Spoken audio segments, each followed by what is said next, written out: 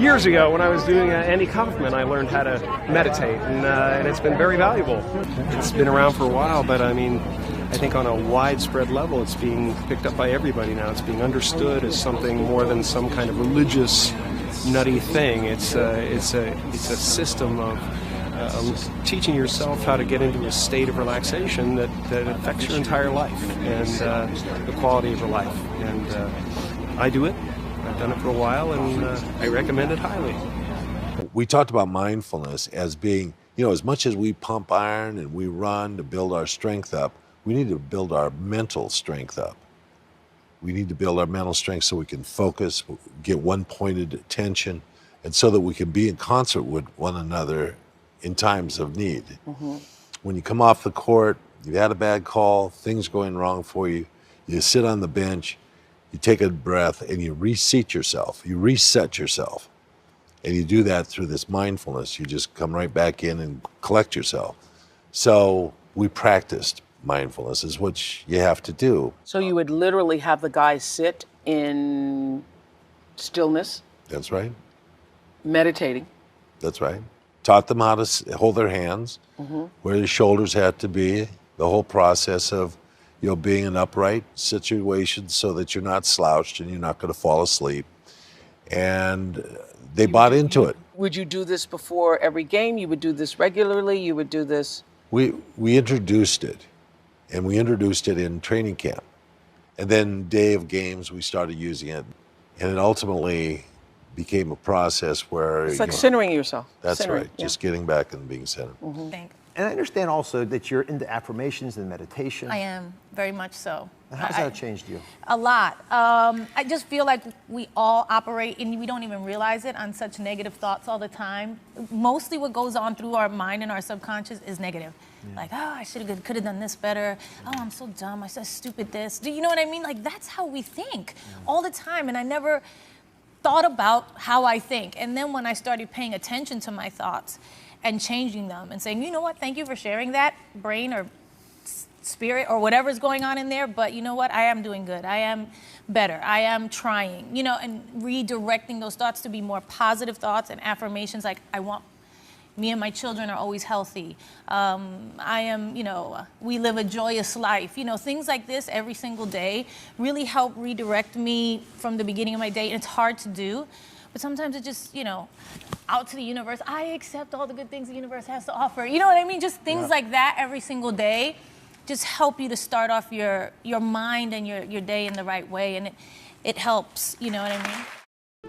At this point in the season, I could see the light at the end of the tunnel. Usually before the sun comes up, I offer myself to something greater than myself. If it's for 1 minute, 20 seconds, or 10 minutes, I at least stop in that space in my house every morning. I have a little meditation space where I just go. I have beautiful spiritual readings there. I light my 3 candles there, daily word or something.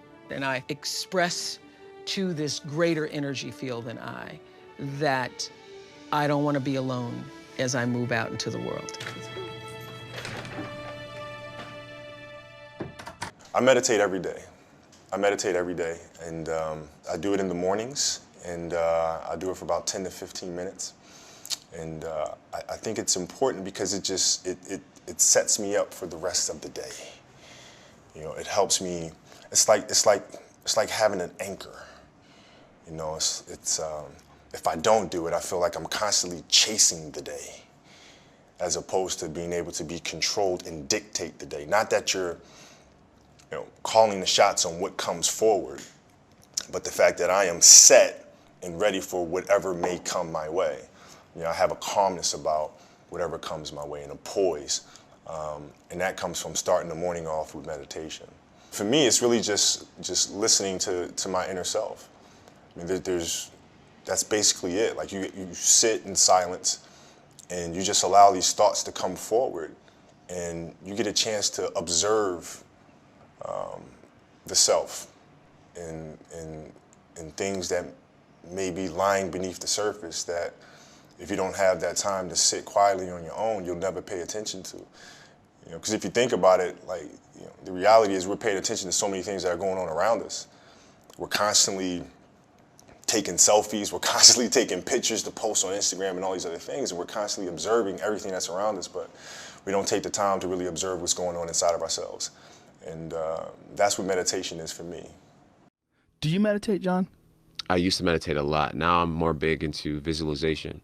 When did you used to meditate? Right around 2010, 2011, I went through this huge spiritual thing where I became obsessed with the power of the mind, and I got into it deep, like really deep, just meditation, visualization, and just realizing how powerful our minds actually are, like how we really do paint our world with our thoughts and our level of self-belief.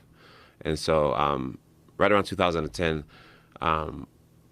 I just took myself to this different mental level where I took myself from being an average Joe.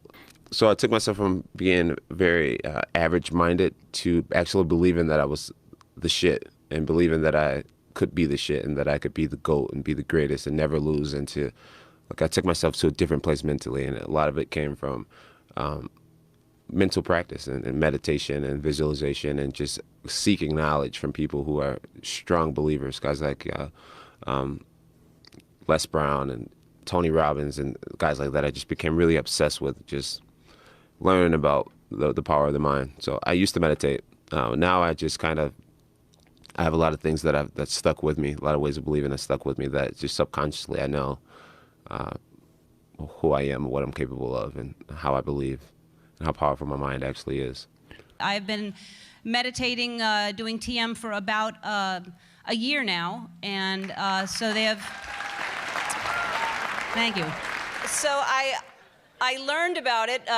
Russell Simmons was on my show, and through Russell, he told me about it, and then Russell Brand. It was a month, we had Russells on, all Russells all month long. But anyway, so I learned how to meditate. I've tried to meditate before, and the breathing and all the other stuff that when I did yoga, and I was always opening my eye, and it was like a minute later, and I was like, oh, how am I going to do this? This is just impossible, focusing on the breathing. And so when I learned about TM, which I'd heard about it, and I'd heard so many people, I was very impressed by the people that I learned that they did TM, and I was like, well, they're interesting people, and there must be something to it, and I thought I'll try this, even though I'm not good at meditating. And something about TM, it is the only time I have that stillness. It's the only way I've ever been able to sit long enough that I open my eyes and I'm sad that it's 20 minutes later. I actually love, and I never had that feeling before, late at night alone at an ATM machine, but that was not safe. But it does. It gives me this peaceful feeling, and I just love it so much, and I talk about it as much as I can on the show without sounding like I'm preaching about it. But I am here really to I can't say enough good things about it. So for the last few years, I've been practicing meditation, trying, and it's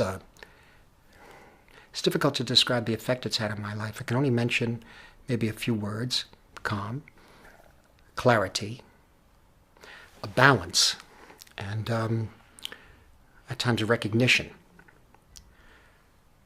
And it's made a difference.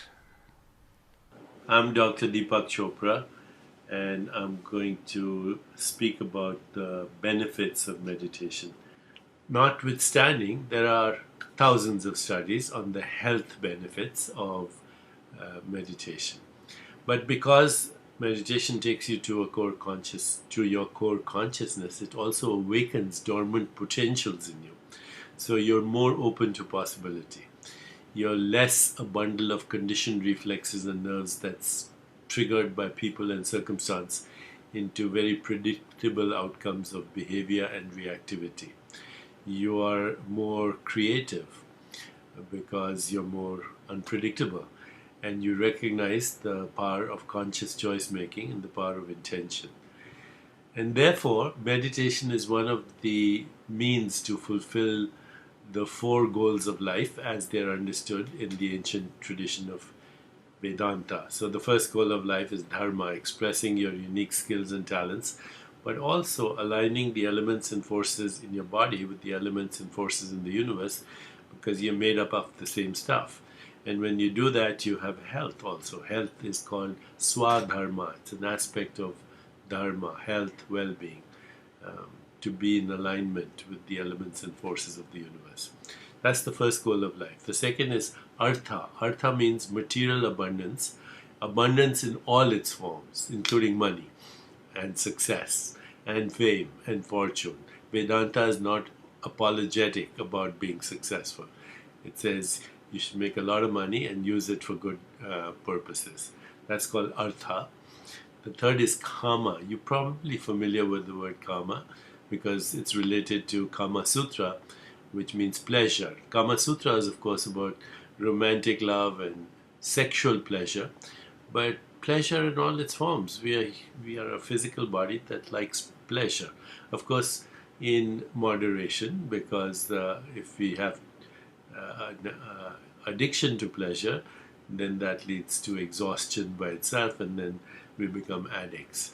But pleasure in all its forms, in relationship, in sexuality, in relationship with our parents, with our peers, with our professional colleagues, and ultimately the pleasure we get in our relationship to the divine source of all creation, cosmic consciousness, if you want to call it that, or God, if you're ready to embrace that word. Kama, relationships. The third or fourth thing is moksha, which means freedom from the conditioned mind. So you can express your freedom to create, you can express your power of intention, you can experience synchronicity, and you can go beyond all conditioning into the field of infinite possibilities and become a co-creator with the elements and forces of the universe itself. So those are the four goals of life: dharma, artha, kama, moksha. And meditation allows you to fulfill those goals, to find fulfillment in your life.